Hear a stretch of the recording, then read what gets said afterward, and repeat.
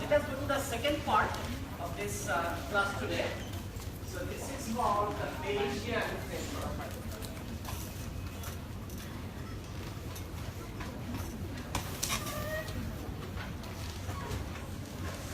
This is called the Bayesian framework. Okay. I think by now you have already taken some courses in the last 2 days, right? Where you have learned the machine learning and Gibbs sampling, right? MCMC algorithm, all these things. So these are very high level stuff. Very high level stuff. I'm going to start from the very lower level. Okay, I'm going to start from the Bayesian technique, and then slowly you will see how the high level stuff you learned in the last 2 days can be applied to these problems. Okay? The concept starts at the very grassroots level, and slowly it should go up. Okay? Let us start with a very simple thing. The Bayesian framework. What is this Bayesian framework? The Bayesian framework says that, look, my data x curve is following some distribution of f of x theta. Theta is in the parameter space. Theta is the parameter. We do not know the parameter value, right? We as statisticians, we do not know the parameter value. But maybe some superpower knows the parameter value. Some superpower. You can call it God, not Buddha. Okay? Some superpower knows the parameter value. So the Bayesians say that I do not know the value of theta over the parameter space, but theta actually comes from another probability distribution. This theta, this follows another probability distribution. Another probability distribution. So this probability distribution, this is equal to phi theta over theta belongs to the set. I'm going to talk about this for a few minutes. This is very important, this part. Okay? This is theta unknown parameter. This is the range of the parameter. This is called the parameter space. This particular phi theta, what is it called? This particular distribution? This is called the prior distribution. Prior. That means the God has chosen the value of theta following some probability distribution. This is called the prior. P-R-I-O-R. Prior distribution. This is called the prior distribution. Now, listen to this very carefully. This is a very, very fundamental but important concept. When I say that God has given me the value of theta following some probability distribution pi of theta, then what is this x curve? Is this x curve has this distribution? No. It is x curve given this particular value of theta. In that case, the distribution of data is actually taken as, then we look at it as the conditional distribution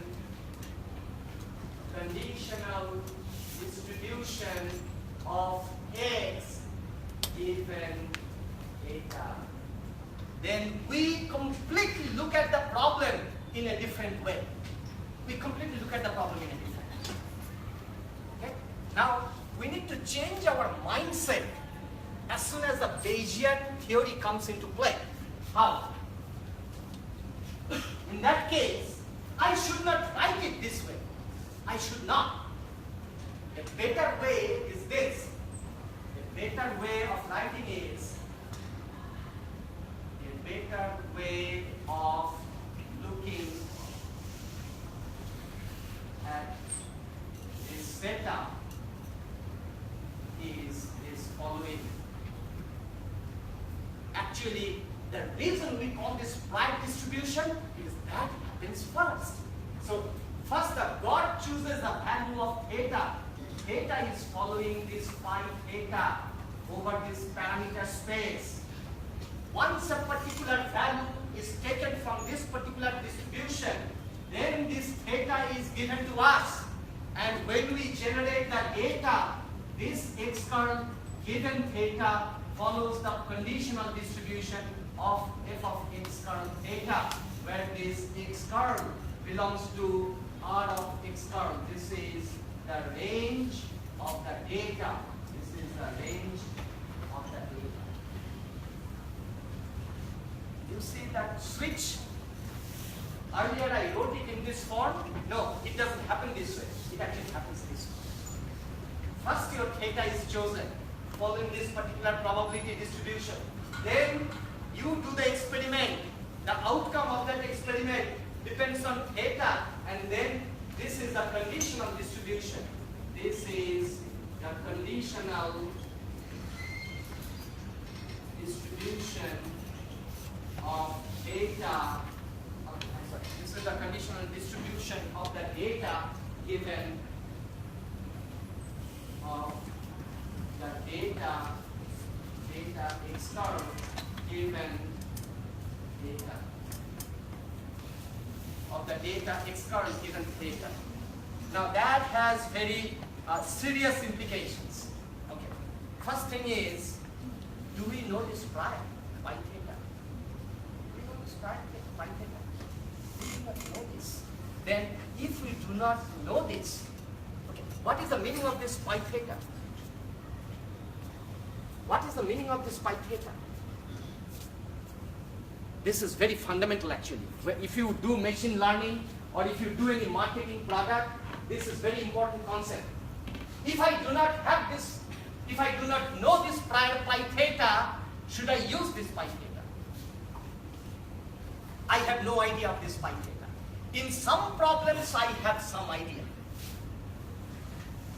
The Bayesians would say that if I do not have any knowledge about the value of theta, the fact that I do not know, that itself is a knowledge. Right? The fact that I do not know the value of theta, my theta can be over any, over a suitable interval. The fact that I do not know the value of that itself is a knowledge. Right? Use that knowledge. Okay. Do you know why I say this? In real life, look at the problem in a philosophical way. Forget about statistics. Look at the problem in a philosophical way. There are 4 types of people in this world. 4 types of people in this world. The people who are very efficient and they know that they are efficient. They are one type of people. They are good people. Right? They are very efficient and they know that they are efficient. They are easy to deal with, those people. Then there are people who are not efficient and they know that they are not efficient. Right? They are also good to deal with. Then there are people who are efficient, but they think that they are not efficient. Right? Some problem. The biggest problem is there are inefficient people, but they think that they are efficient. Most dangerous people. Right? Isn't it? Okay. So, the fact that I do not know that I am inefficient, that itself is some knowledge. But if I know that I am not efficient, if I know for sure that I'm not efficient, I'm inefficient, that itself is a knowledge, isn't it? So that knowledge actually helps others to deal with me, right? Instead of not saying what type of person I am, okay, rather I say that, well, I am inefficient, okay? I have no idea, I'm inefficient. That knowledge itself is also some knowledge, isn't it? So that's why the fact that I do not have any knowledge is also a knowledge. I will give you an example. Let us take very, very interesting problem. Very interesting problem. Okay. Actually, I wanted to do an experiment here in this class with a little jar with some red marbles and blue marbles. Okay. Marketing problem. Okay. Let us look at it this way. This is a box. This box is our collection, our population. Okay. I want to know what percentage of the households are using my product. Go back to that particular example, marketing problem. Okay. So this is, each ticket is showing one household. each ticket is showing one household. Okay? So each the household is using my product, I color it. This household is using my product, I color it. This household is using my product, I color it. So this is the color. Okay. I want to know this theta is the proportion of households using our product. Theta is the proportion of the households using my product, right? I do not know the value of theta. I want to know the value of theta. Okay. So this box has capital N is the total number of tickets in the box. In the box. This is my population size. This capital N is very large. This is my population size. I do not know. I cannot sample all the 3 million households in the Ho Chi Minh City. So I take a random sample from here. Take a random sample of N tickets from the box. I take any number of tickets from this box, and then from here I calculate my x. X is the number of colored tickets in the sample. Number of colored tickets in the sample. Okay. Let me give you an example. Think of my n is equal to 500. My n is equal to 500. My x came out to be 100. This is a specific data set. Let us look at the theory and simultaneously this data set. Okay? What is the distribution of x? X is a random variable. Is this x a random variable? Is this x a random variable? Yes. What is the probability distribution of this random variable? What is the probability distribution of this random variable? You have tossed a coin n times. Theta is the probability of success, and x is the number of successes in your n number of trials. Binomial. X follows binomial distribution. So actually, x is following binomial in theta. This binomial in theta. This binomial in theta means my f of x theta. This is n choose x times theta to the power x times 1 minus theta to the power n minus x. Right? I want to estimate the value of theta, the proportion of households in my population who are using my product. Right? What does your classical statistics say about estimation of theta? What is your classical statistics? What does your classical statistics or the old school of statistics say about estimation of theta?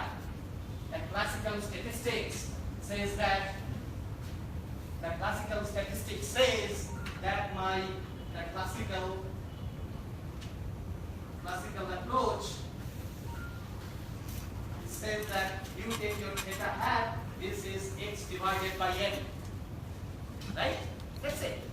This is, I can add lot of classical statistical properties. This is my maximum likelihood estimator.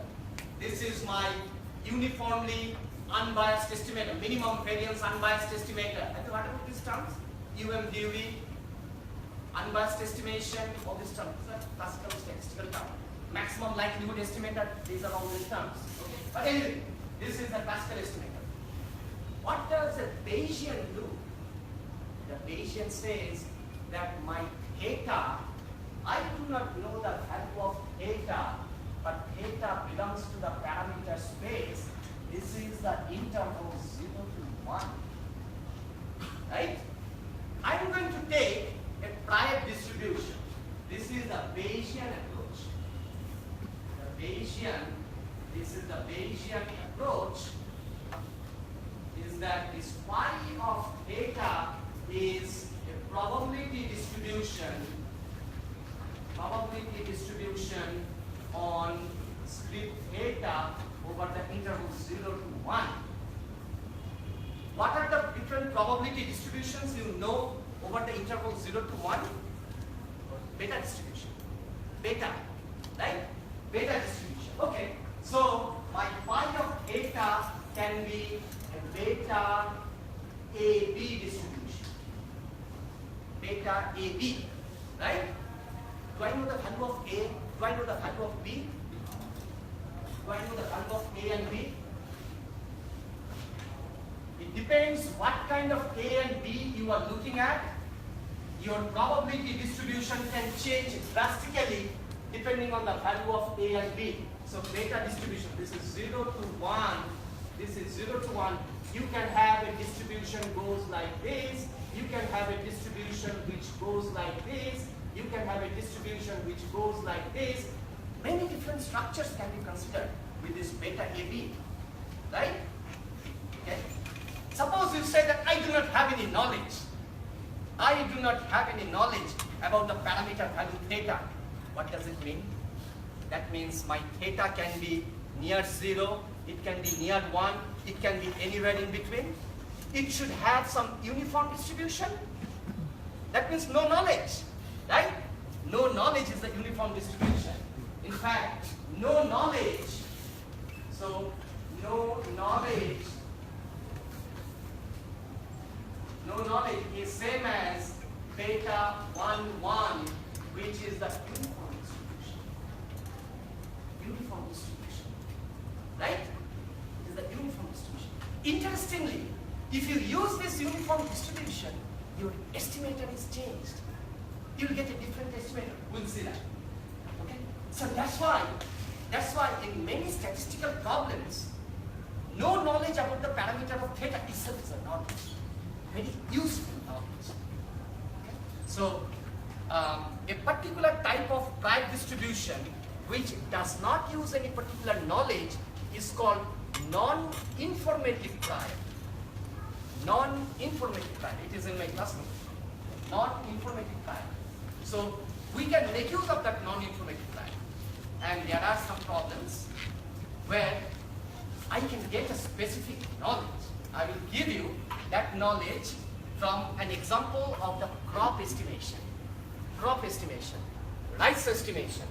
The government wants to know, do you know how long it takes from the production, starting the cultivation of the soil till to market the rice? It takes about 3 months. 3 months. Okay? When your crop is ready to go to the market, then you know exactly how much was the production per acre, right? On an average. So government wants to know the value of mu. Mu is the mean value over all farmers. Okay? The farmer number 1 produced maybe 100 kilograms per acre. Farmer number 2, 90 kilograms. Farmer number 3, 105 kilograms per acre. So on and so forth. I do not know the value of mu unless and until the entire crop season is over. But the government wants to know at the beginning of the season, because then the government has to decide whether to import rice from outside or to make preparation to export rice. Okay? So you do not have the prior knowledge at the beginning of the 3 months. So this is, just imagine that this is the end of May, June, July, August. At the end of August, we will get the exact value of mu, right? Right now, I just have some data, X1, X2, Xn from few farmers. Farmer number 1 said, well, I expect to get 90 kilograms per acre. Farmer number 2 says, I expect to get 100 kilograms. So I have data X1, X2, Xn. These are all following normal distribution. Assume normal distribution. Following normal mu1. The government wants to know, do I have any prior knowledge? Why? Well, I can look at the last 20 years of data. Last 20 years, when the season ended, I know what was the value of my mu. So for the last 20 years, I have many seasons. Each year, I may have 3 seasons. For the last 20 years, I have 60 data points. 60 exact value of mu for the last 60 seasons. So I can fit a histogram of those 60 mu values. I can approximate it. That is my prior distribution. See that? So yes, the prior knowledge is available. Okay. That prior knowledge, when I fit that histogram nicely, it may not be normal. It may be some asymmetric distribution. It may be some other very strange looking distribution. That's fine. Nowadays we don't worry about complicated looking prior distribution because we have computers. We can do numerical computations very fast. So in crop estimation, the prior knowledge is available. So in some problems we have very specific prior distribution. I know this pi theta. So this season, God is choosing the value of theta following some pi theta. This pi theta I can approximate it from the last 20 years of data, right? The specific value of mu which we can. And then given that value of theta, I do not know, it depends on the rainfall, it depends on the temperature. This year I do not know the value of theta. The God has selected the value of theta. It is coming from that pi, and that given that age, I have data. So the farmers are telling me 90, 99, 101, 102. I want to use all that information. Not only this season's, beginning of the season's data, X1, X2, and the past 20 years of prior knowledge. Okay, good. So when I have all this information, then the Bayesian statistician would say that why not combine these two? I have unconditional distribution of the parameter. I have the conditional distribution. Then the Bayesian should say that you look at the joint distribution. This is the joint distribution of this data X curve and the parameter theta. What is it? This is nothing but f of X curve theta times pi. This is called the joint distribution. I'm not interested in the joint distribution. I want to know what is the distribution of the parameter theta given this year's data. So from here I can find the marginal distribution. Marginal distribution of X curve. This is called m of X curve. This is nothing but you integrate this f of X curve theta times pi theta with respect to d theta. Once you integrate this theta out, this is called the marginal distribution of the data. This is called the actual, the true distribution of the data. And then based on this marginal, you find out the posterior distribution. This is the posterior distribution of this theta given X curve is equal to small x curve. This is equal to, this is f of X curve theta times this pi theta divided by m of X curve. This is called the posterior distribution. And this is the beginning of some interesting features of this Bayesian theory. So let us find out what happens with the posterior distribution with this simple binomial beta problem. Okay, I'm going to, I think you may have that in your class notes. Let us see what happens. Okay, so this is related from the marketing. Actually, this posterior distribution, it has a nice meaning. It says that I want to look at the distribution of the parameter because my goal is to know the parameter, right? So this is the updated distribution of, this is called the posterior distribution. This is called the updated knowledge about data given the data is this is called the updated knowledge. Updated knowledge about data given the data. You know what is it called in computer science? This is the machine learning. You update the knowledge. You are making the machine more and more intelligent. Right? Okay. So the next question is, where is the machine going to start from? The machine has to start from some level. It's like you are you are teaching a little kid, a little child to grow up. So the child has to start with A, B, C, D, some basic things, right? The alphabets. Then slowly the child learns all these words. Then the child learns how to make sentences. Then the child learns how to read a book, right? Machine learning. Human learning, right? So this learning process is slowly we embed in a machine. This is machine learning. So I'm going to show you some examples also with this thing. Okay?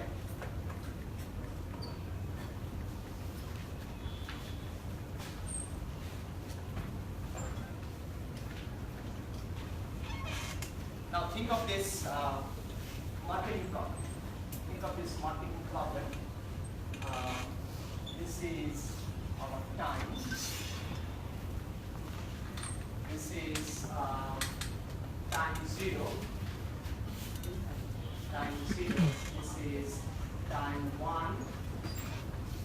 This is time 2. This is time 3. So on and so forth. Time 3. So on and so forth. You are observing your product's popularity at different points of time. Okay? So time 0, this is the time when you launch your product. You start the product in the market. Okay? Time 1, you take a random sample. This is N1 sample size, and this is your X1. It is the number of people.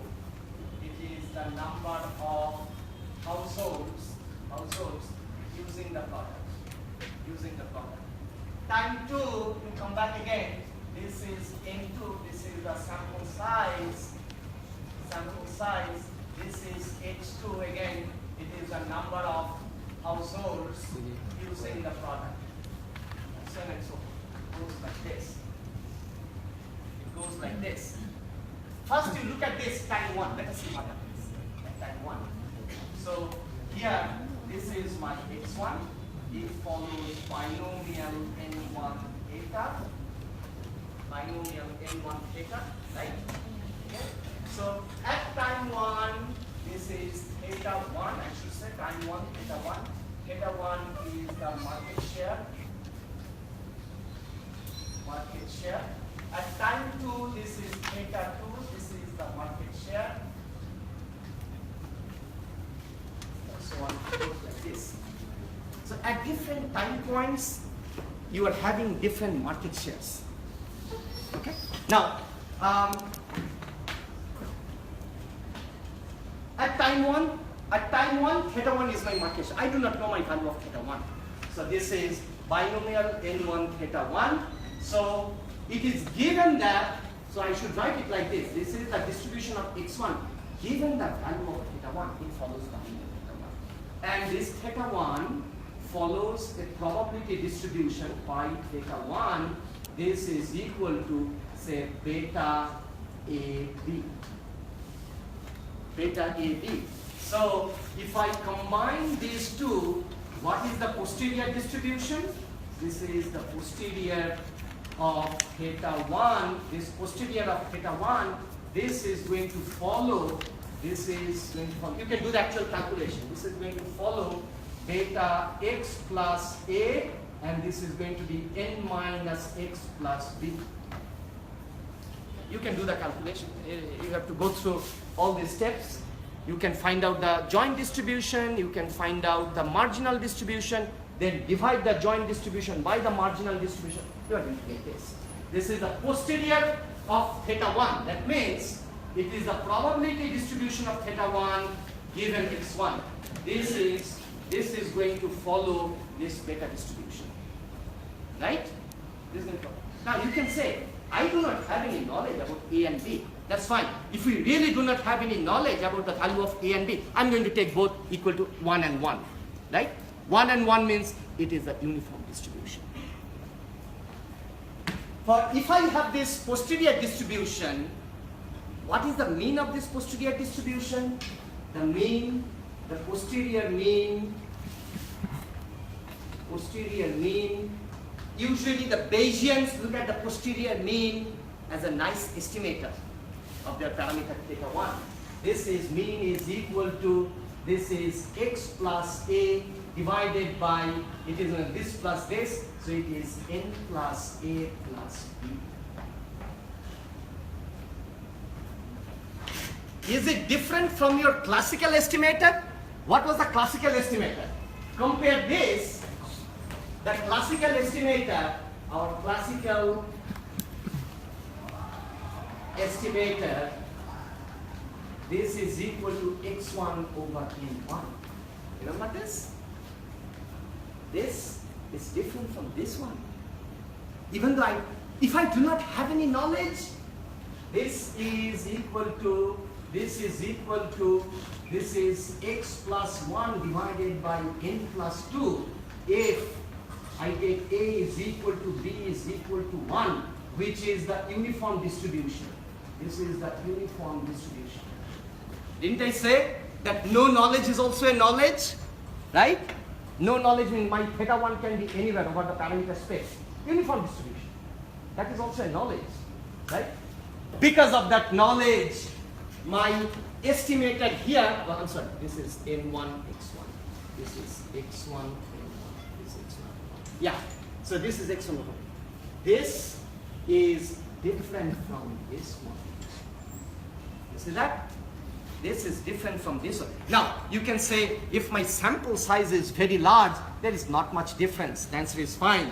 But when the sample size is small, these two estimators are quite different. Okay? This has tremendous implications also. I'll come to that.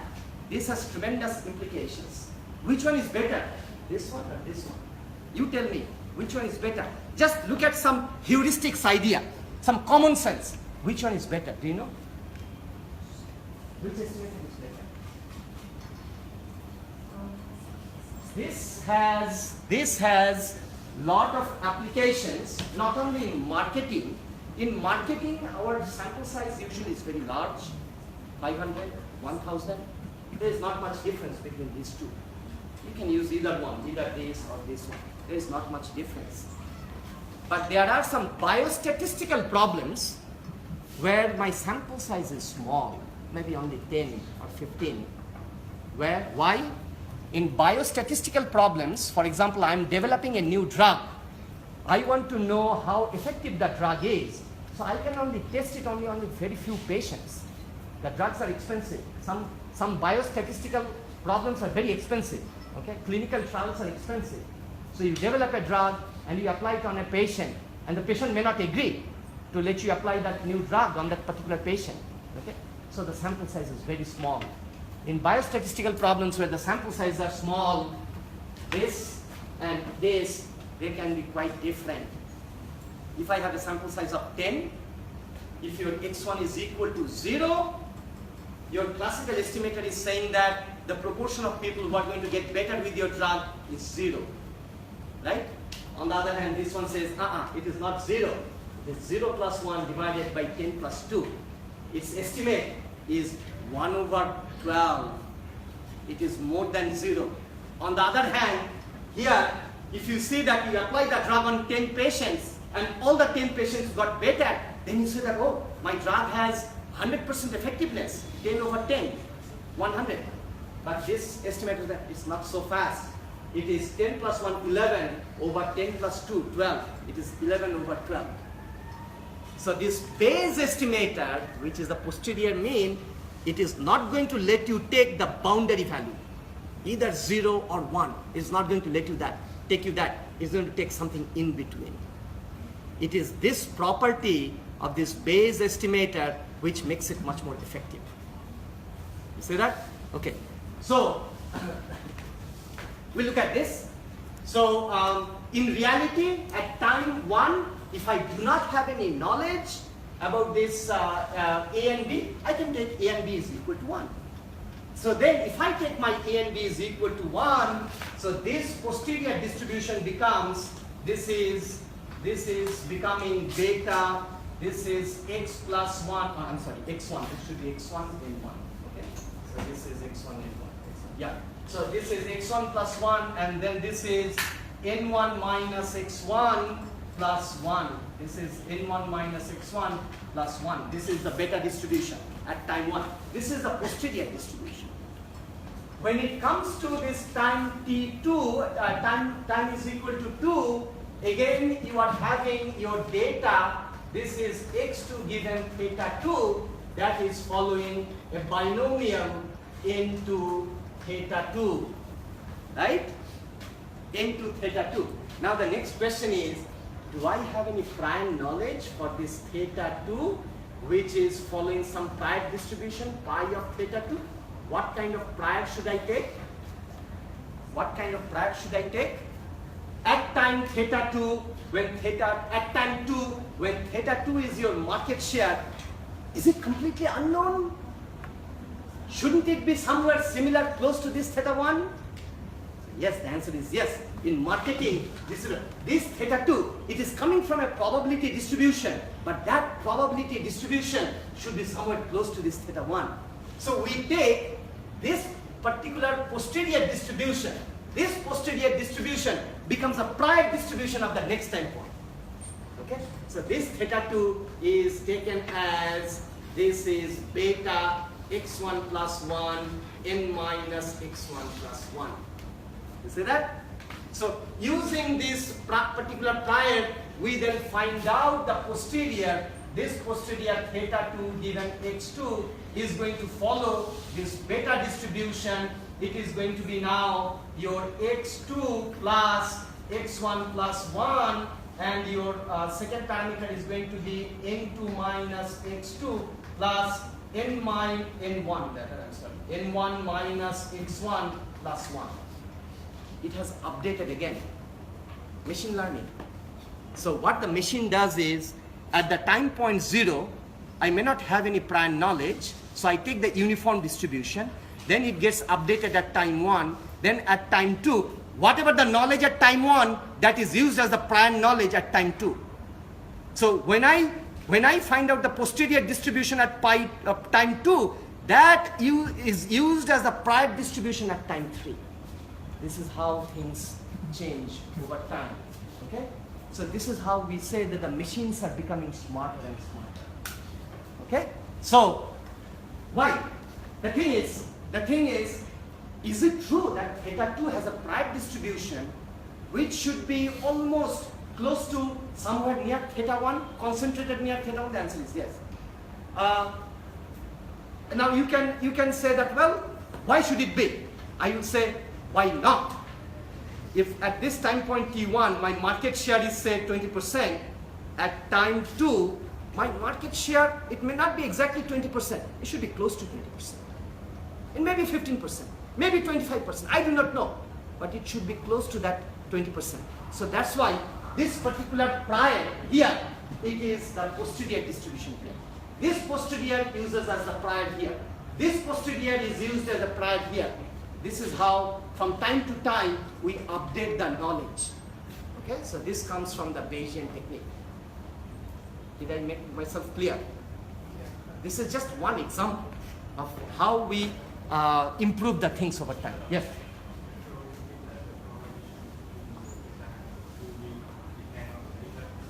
There is no correlation. I will tell you why correlation.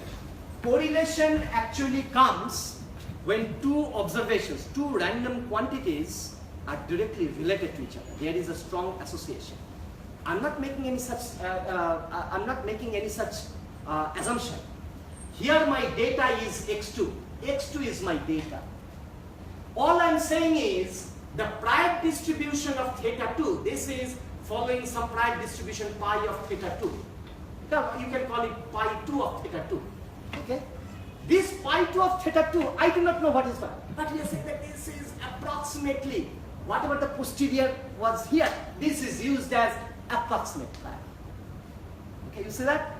Lot of things, lot of approximations are involved here. This pi 2 is nothing but this pi 1 of theta 1 given x1. That's all I'm saying.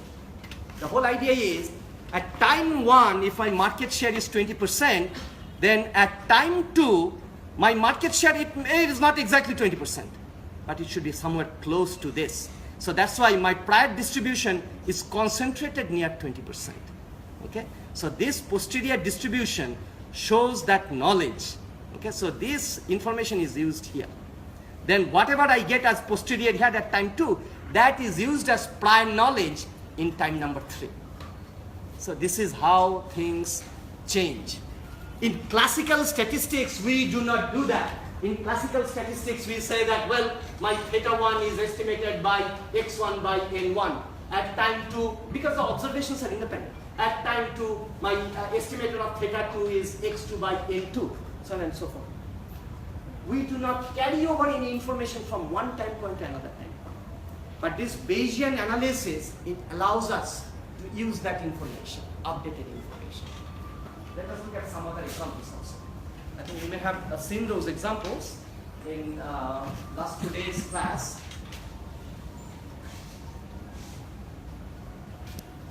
And then you can see my class notes.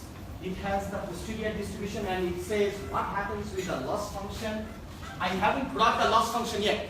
I did not talk about the loss function. I am just saying what happens with the prime knowledge and the conditional distribution of the data. How you update the information. Once I bring the loss function, then it becomes more fun. The things become much more complicated. Okay? So, and you will see that the posterior distribution is very intuitive. It is actually, it has some real nice interpretation. Okay. Let me give you one. Yeah.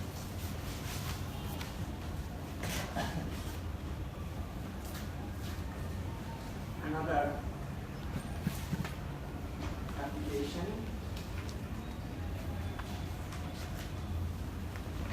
Another application.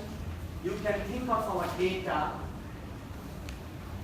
Data is our x, a single observation. This x is following normal mu sigma square. Okay? Normal mu sigma square. This is given that mu, x given mu is following this. And we are assuming the prior I'm assuming as this mu is following some pi of mu, this is another normal distribution, normal eta and tau square. Normal eta tau square. Do you know what will happen with the posterior? When I combine these two, the posterior of mu given x is this distribution. This is called pi of mu given x. This is equal to a normal distribution. It is eta of x. This eta of x is different from this eta. Eta of x, and this is sigma squared tau squared divided by tau squared plus sigma squared, where this eta of x, this is equal to sigma squared by sigma squared plus tau squared times eta plus tau squared over sigma squared plus tau squared times this x. So when I look at this, I think you may have it in your class note. So this is an interesting application. It says that means the posterior mean, which is used to estimate mu is this is eta of x.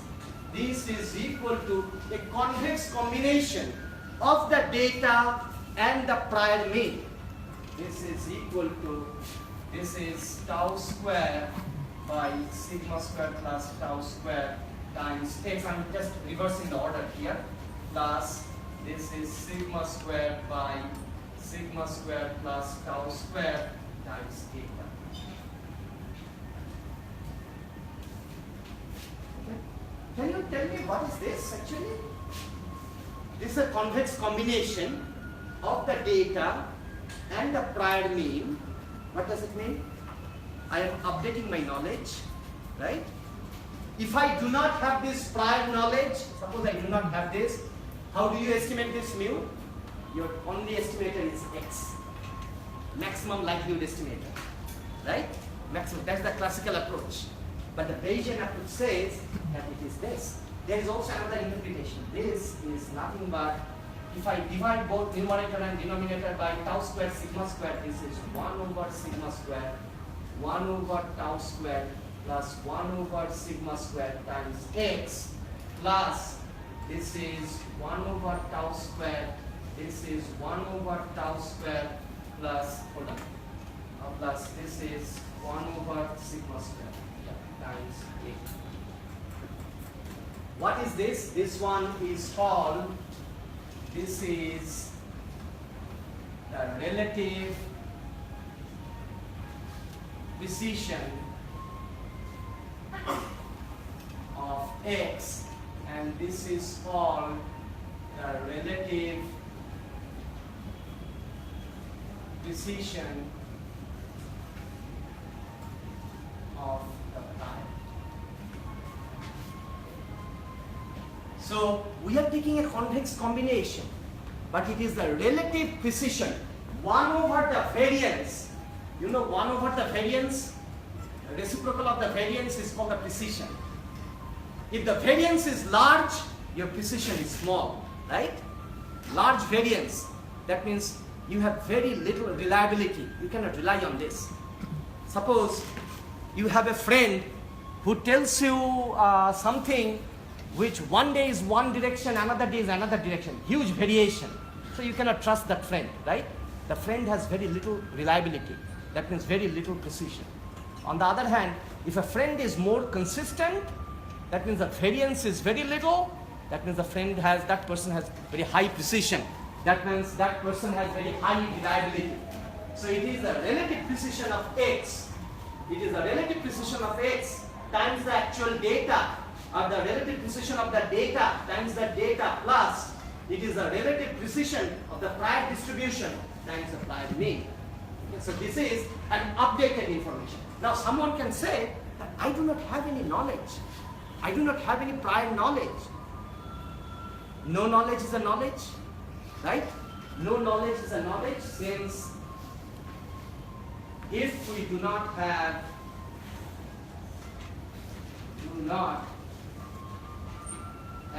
any knowledge about mu, then we should take this pi of mu almost identically equal to 1, constant. It is uniform. It is uniform, right? Aha. What is the range of this mu? What is the range of this mu? What is the parameter space? I am not worried about this sigma. I am just looking at this mu. Mu belongs to the whole real line. Mu belongs to the whole real line, right? So if I take any prior over this, over the whole real line, is it a probability distribution? Is my phi mu almost identically equal to 1 over the whole real line? Is it a probability distribution? No. Why? This is not. This is not a probability distribution. Probability distribution. Why? Because if I look at the integration of 1 d mu over minus infinity plus infinity, this is equal to infinity. This is not a probability distribution. But the interesting thing is, the Bayesian statistics says it is fine. It is fine. My prior distribution does not have to be a probability distribution. We go to a much higher level of the probability theory. It is called the measure theory. It is called the measure theory. It says that my prior doesn't have to be a probability distribution. What matters is my posterior has to be a probability distribution. My posterior has to be a probability distribution. But that is fine. All I can do is, but we can still take this phi mu this is equal to this normal eta tau square, and then take tau going to infinity. Tau is going to infinity. If I have a probability distribution with variance tau square, and if tau goes to infinity, what happens? The distribution will become flat and flat, right? Initially it is like this, then it will be like this, then it will be like this, flat, isn't it? It will have the flat distribution. And if my tau goes to infinity, let us see what happens here. If tau goes to infinity, what happens to the posterior mean? What happens to your posterior mean? This goes to a eta of x. This posterior mean, this one will go to, tau is going to infinity. 1 over tau square will be 0. So this part is 0. This part drops out. Tau square is going to infinity. This one will be 0. This over this, it will be just this as tau square goes to infinity. You see that? You can still have the same classical estimator. You can still have the same classical estimator as a limiting case of the Bayesian idea. Okay? All right. So, okay. So, what time do we stop? Right? So, this tau or tau square doesn't matter. Tau square, you can still take this tau square going to infinity, and your posterior distribution will still give you, the posterior mean will still give you the classical estimator. Okay, now you can say, how about this is for only one observation? What happens if we have multiple observations? If we have multiple observations, if we have this x1, x2, up to xn, these are all IID coming from normal, mu, sigma square, then all you have to do is you use the sufficient statistic. Remember sufficient statistic? Then use x bar, which is the sufficient statistic. What is sufficient statistic? What is sufficient statistic? Sufficient statistic means it is a statistic of the data. It is a function of the data which carries all the information about the parameter that you are trying to estimate. Okay, that is called sufficiency. It's a huge section of the classical statistics. You should, if you get a chance, try to learn that. This is called the classical statistical theory, which uses sufficient statistic, factorization theorem, completeness, complete sufficient statistic, Bashu's theorem, Rao-Blackwell theorem, Kramer-Rao inequality. These are all part of that classical statistical inference. You must learn that in order to understand the overall picture of this statistical theory. So then use this x bar. X bar follows normal mu sigma square by n.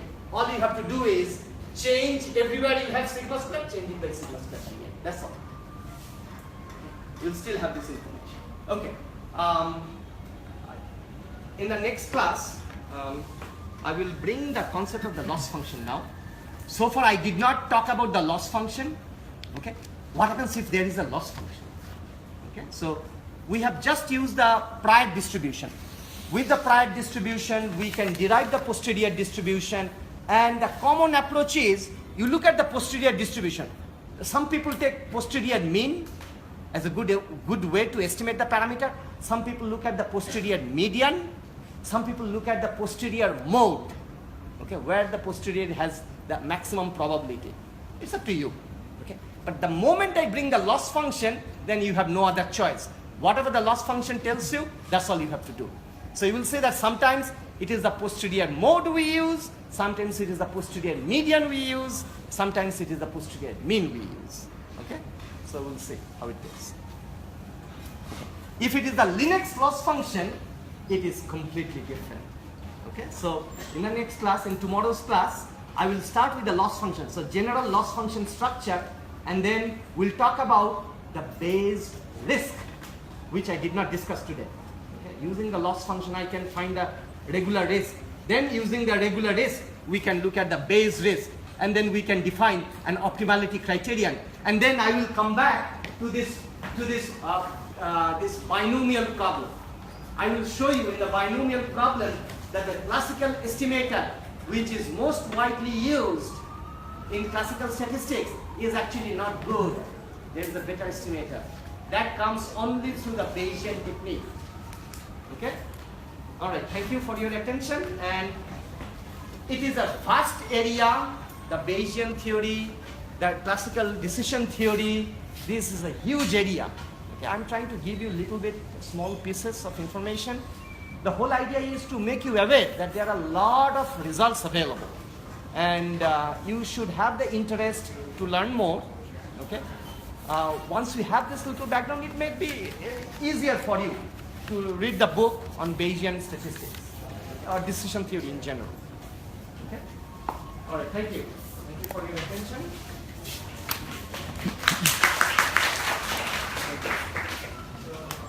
Before stopping, let me add some... Okay, here I have a suggestion. Now I think some of you have already expressed interest to share your data or share your the research problem or the project problem that you are doing. You are most welcome. In fact, from 5 to 6, or we can take a little break, and after 5 minutes we can discuss those things. Okay, if you have the data, you can show it to me. I'm not an expert on everything, but I can give you my opinion, and you can see whether it makes sense or not. Thank you. Yeah, Man, go ahead. So you have any question to ask, Mr. No? So I have a few comments so that you can help me to see the picture. So when you say the Thai like 50 tar, so is that natural in future? Yes, this is natural. This is natural. That's why I explained. But what happens if the distance between T1 is very large, then the parameter change? That can change. Yes, that can change. So in that case, we cannot use the beta for the next step, right? Yeah, that in that case, in this time too, if there is a very wide gap, your prior here can come back to this beta 1, 1. But then you can always come back. Okay. And that's the whole idea. And second question is about the posterior mean. Should we give them the general definition of posterior mean before tomorrow I will discuss this posteriorly. Okay. Yeah, posteriorly I am going to discuss everything in details tomorrow. Especially once we have the loss function, it will make sense. Okay. And finally about the last comment here. So when we take the variance of this one going to infinity, so will that contradict with the principal data? Because no, it's not going to contradict. Absolutely no contradiction. This is perfect fine. In fact, this taking tau square going to infinity makes this particular prior non-informative prior. No knowledge is again a knowledge, right? We are coming to that one. Okay, so I have some prior distribution which has variance tau square. Then I'm taking tau square going to 0. So the distribution will become flat and flat, and then it becomes completely flat. So that means it's no uniform. Yeah, it is uniform. Okay. But when it becomes uniform, it is no longer a probability distribution. Okay? It is called a measure. Measure theory is a much superior theory than the probability theory. Okay? We call it a measure, no longer a probability, but we call it the measure. Yeah.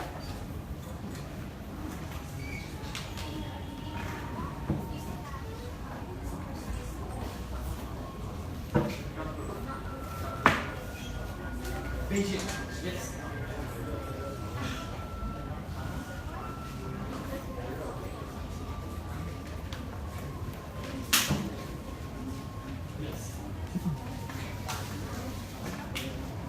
Yeah, actually, look.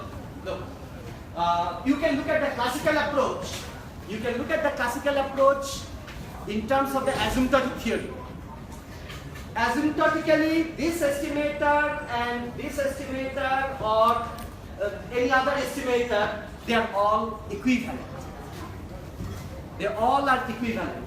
Okay. In fact, I've been teaching asymptotic theory in Tandukthang in the morning, so you can come and sit in that class. Yeah. When n1 goes to infinity, when the sample size goes to infinity, your classical estimator x1 by n1 will go to theta. Okay? And your x1 plus your other estimator This is x1 plus a divided by n1 plus a plus b. That will also go to theta. Both will go to theta. It makes no difference when the sample size. That's why I said when the sample size is large, all the base estimator or the classical estimator, they are all equivalent. They all go to the parameter theta.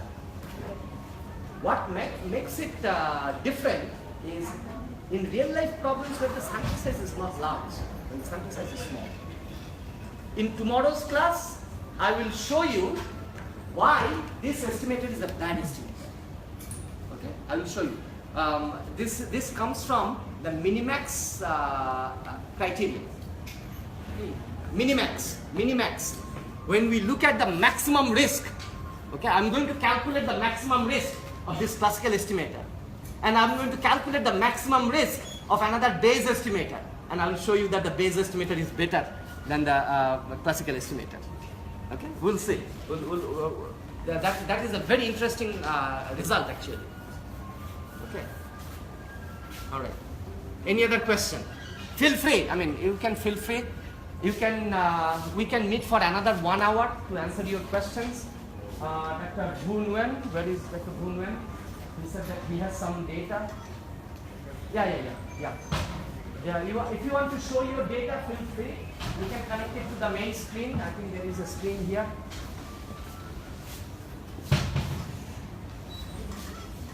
You can project it here. There is a screen. You can show it here.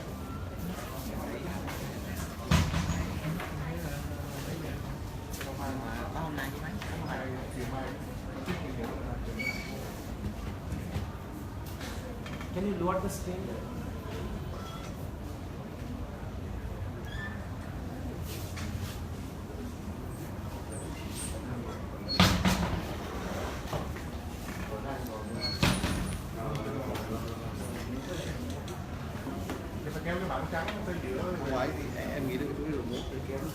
Tomorrow I'll be a little bit more organized. I will start with the loss function and then I'm going to discuss the base rules in more details.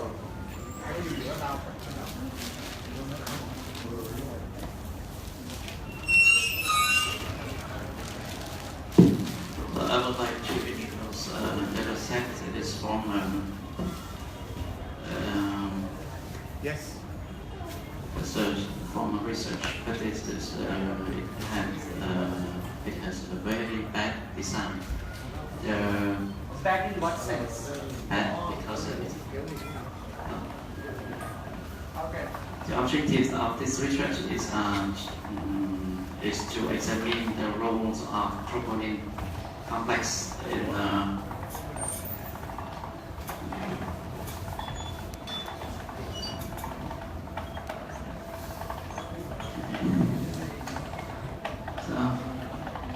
first we just look in the variables, about the variables.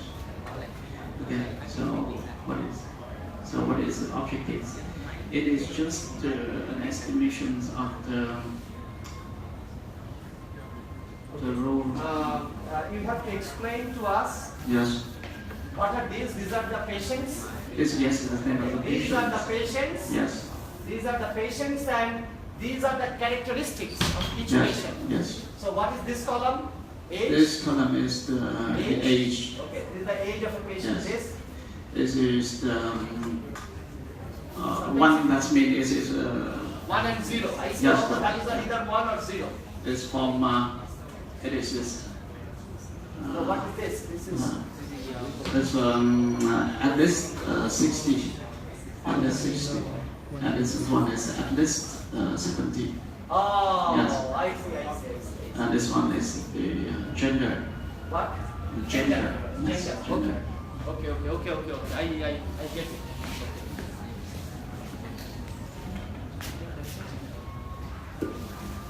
Let us try to understand this problem. Okay, so here for each patient,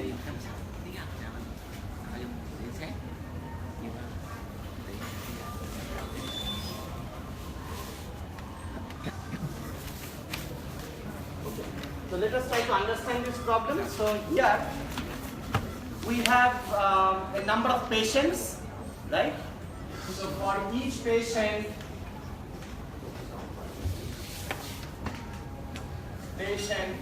we observe age.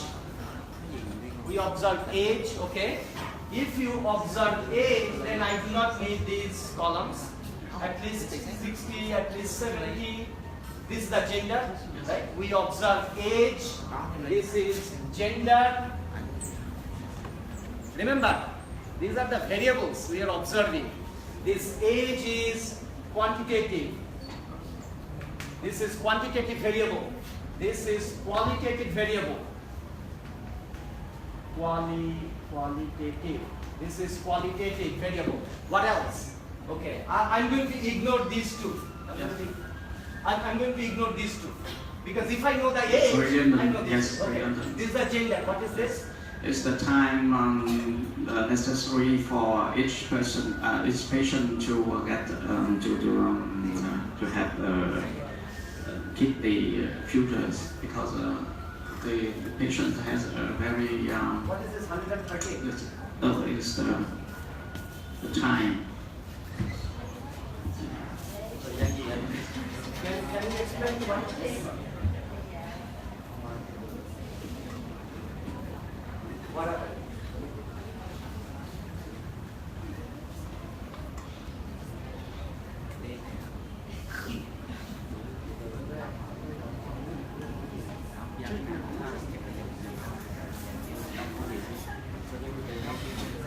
Oh, this is in English now? No. What is this? What is this? Xin giải thích này, xin lỗi, giải thích này cho nó dễ hiểu này, tức là cái bộ dữ liệu này ấy, thì là mình okay, excuse me, I expect this person to get started to get on the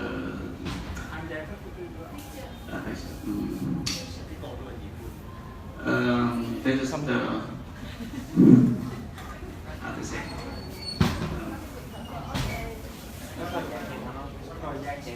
thời gian chạy thận, tức là thế này, tức là cái bộ số liệu này là một cái người một cái người bác sĩ làm về xin lỗi thế này, cái bộ số liệu này thì mình có được do một cái người bác sĩ làm chẩn đoán, thì người ta thực hiện trên cái đối tượng là các cái bệnh nhân. The patient is 57 years old. How can the patient have 130 years of? Đây là cái thời gian chạy thận, cái thời gian. If the patient is 57 years old, how can the patient have problem for 130 years? Hiểu được không? Dạ thầy chỉ đang thắc mắc là cái đơn vị một chạy thận Số ngày số giờ. Cái này là Đâu qua số lần. Bây giờ số lần 113 là gì nổi? Hả? Lần 3 là đau lắm. Number of times. Số giờ có lý chứ còn. đây là cái thời gian để cần thiết để chạy thận, tức là cái bệnh nhân này thời gian là giờ. Những người này là cái đối tượng này là bệnh nhân mà bị bệnh thận, người ta cần phải lọc thận, người ta cần chạy thận nhân tạo. Thì cái cột đầu tiên là tuổi, cột thứ hai là cái tuổi, đối với cái cột thứ hai và thứ ba nó là thừa. Thì đây là cái bộ số liệu này họ đưa cho mình, thế nên mình sử dụng lại thôi. Yeah, what is this? Yeah, tell me, what is this? Running time for kidney filtering machine. The running time, the patient in hospital have to go through the It is the kidney running time. filtering It is the running in time. hour, continuously. Yes. Okay. So then we have, this is the dialysis. Dialysis. Okay, this is the dialysis time in hours. It is dialysis time in hours, that is also quantitative variable. Okay, next. This is the gender, this is the dialysis time. What is this? Insulin? Insulin. So do we have 0 or 1? Yes, 0, 1. 0, 1? Using or not using. What is this? Then insulin usage. insulin usage. This is qualitative. Then what is this? This one is for usage of For reduce the blood pressure. to reduce yes, for the blood pressure. Medicine to reduce the Manage blood the pressure. Oh, whether if it is 1, that means the medicine has been used. Yes. 0 means no medicine. Yes. So blood pressure medicine. So okay, blood BP reducing medicine. So this is also qualitative. Qualitative 0 or 1. Okay. So basically, what we are having is, so why do you call it a bad design? Bad design. It's bad design or bad model? Which one? I think it's a bad design because that she want to know if there is difference between the patient which has kidney dialysis with the heart disease and another groups comprising the patients which has only the heart disease. Okay.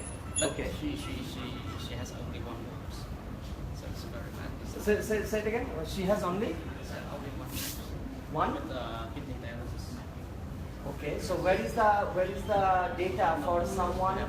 Oh, then there is nothing we can do. The only thing we can do is we can fit some. What do you want to know? What is the outcome? What do you want to know actually? The outcome is The about outcome is what? I mean, what is your dependent variable? What do you want to know? troponin. Huh? It's about troponin.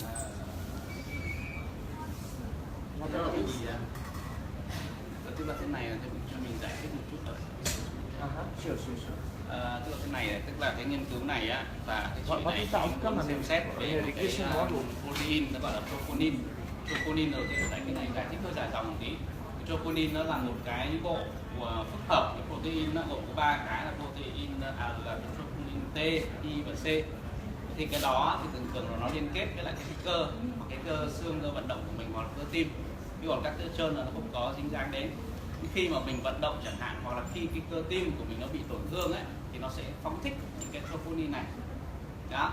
Thế thì khi mà tim nó bị tổn thương chẳng hạn, thì trong máu cái nồng độ cái troponin này nó sẽ cao. Đấy. Thế thì bây giờ là dựa trên cái đó thì người ta cũng xem xét xem là cái troponin đối với lại các bệnh nhân mà chỉ có bệnh tim không thôi, với lại cái troponin mà của các bệnh nhân mà vừa có bệnh tim mà vừa phải chạy thận thì nó sẽ như thế nào? Thì liệu rằng là bây giờ nhìn vào cái troponin đó, cái ngưỡng nồng độ troponin đó, người ta có thể đánh giá xem là cái người mà bị chạy thận á và có vấn đề về tim mạch ấy, thì nó có khác với lại cái bên mà không có vấn đề về chạy thận. Nhưng mà em hỏi thêm anh đó là cái chất đó mình đo đạt cách nào đo đạt không? Đó là For your translation? nó Yeah, I think she's trying to do that, and that's fine.